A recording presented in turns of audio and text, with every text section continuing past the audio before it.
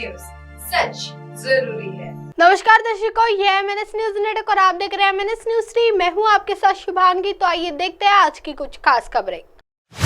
एक नजर डालते हैं आज की हेडलाइंस की ओर।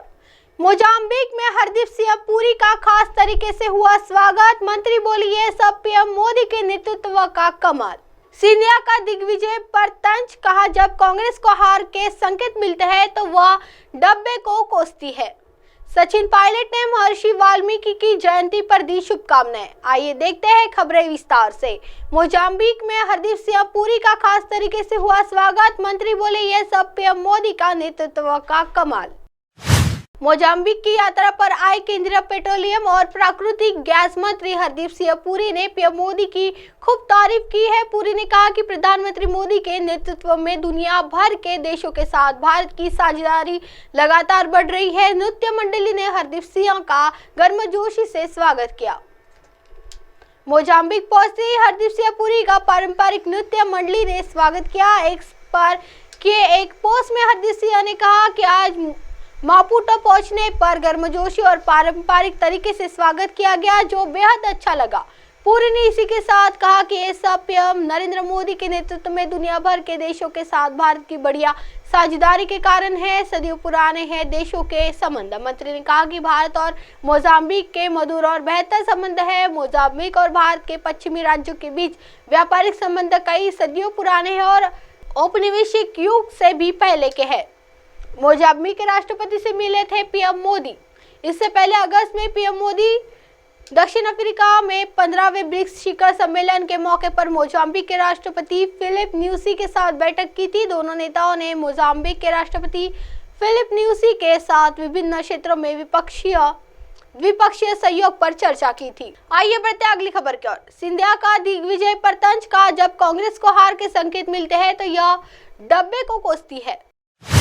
मध्य प्रदेश के चुनावी माहौल में गर्म हो चुका है और राजनीतिक दल के नेता बयानों के हथौड़े पर एक दूसरे पर बरस आ रहे हैं।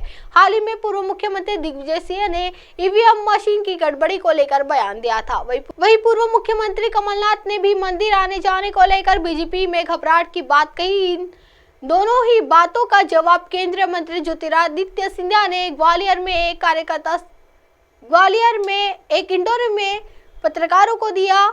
कांग्रेस में अपनी हार मान चुकी है। दरअसल पूर्व मुख्यमंत्री दिग्विजय सिंह ने कहा था कि केवल थोड़ी देर के लिए ईवीएम में पर्ची नजर आती है, उसके बाद हमारा वोट खा गया, हमें नहीं पता होता। इस बयान पर सिंधिया ने पलटवार कर कहा कि जब कांग्रेस को हार के संकेत मिलने लगते हैं तो वह डब्बे को कोसती है और सभी को कोसती है। अगर राजा साहब ने यह जो कहा है तो इसका मतलब स्पष्ट है कि कांग्रेस मान चुकी कि वह यह चुनाव हार चुके हैं। उन्होंने कहा कि इस तरह भारतीय जनता पार्टी की सरकार बनने जा रही है। मुझे पूरा विश्वास है। आप मुझे जानते हैं, मैं कोई राजनीतिक ज्योतिष नहीं हूं, लेकिन मैं बीजेपी का जमीनी कार्यकर्ता हूं। लेकिन मैं इतना कह सकता हूं कि स्पष्ट बहुमत के साथ भाजपा सरकार बना रही है। हम 5वीं बार प्रदेश में जनता के आशीर्वाद और जनता की सेवा के लिए सरकार बनाएंगे। वही सरकार जनता की सेवा के लिए चलेगी। कांग्रेस के 10 साल के शासन पर उठाए सवाल। सिंधिया ने पूछा कि कांग्रेस के पास 10 साल थे तो राम मंदिर क्यों नहीं बनाया? कांग्रेस के पास 10 साल थे तो कांग्रेस के उज्जैन में महाकाल लोक क्यों नहीं बनाया? कांग्रेस के पास 10 साल थे तो कांग्रेस ने संत रविदास का मंदिर क्यों नहीं बनाया?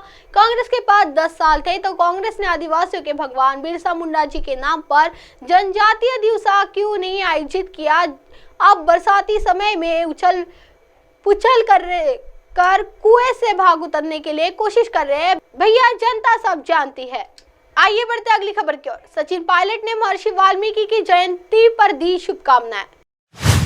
राजस्थान के पूर्व उप मुख्यमंत्री सचिन पायलट ने रामायण के रचयिता महर्षि वाल्मीकि की जयंती पर हार्दिक शुभकामनाएं दी है। पूर्व डिप्टी सीएम सचिन पायलट ने ट्वीट कर यह जानकारी साझा की है। सचिन पायलट ने ट्वीट कर लिखा कि रामायण के रचयिता महर्षि वाल्मीकि जी की जयंती पर हार्दिक शुभकामनाएं। अब आप हमारे चैनल को आपके मोबाइल पर भी देख सकते हैं। मोबाइल ऐप पर देखने के लिए play store MNS news 3 download करें। इंस्टा, ट्विटर, हाईकुक, फेसबुक और कई सोशल मीडिया प्लेटफॉर्म पर हमारा चैनल उपलब्ध है। आप इसे यूट्यूब पर भी देख सकते हैं। आप हमारे चैनल को लाइव भी देख सकते हैं www.mnsnews3.com पर। फिलहाल वक्त हो चला है दर्शकों ब्रेक का। ब्रेक से लौटने के बाद देखिएगा देश और दुनिया की तमाम बड़ी खबरें। बने रहिए MNS न्यूज 3 पर। नमस्कार।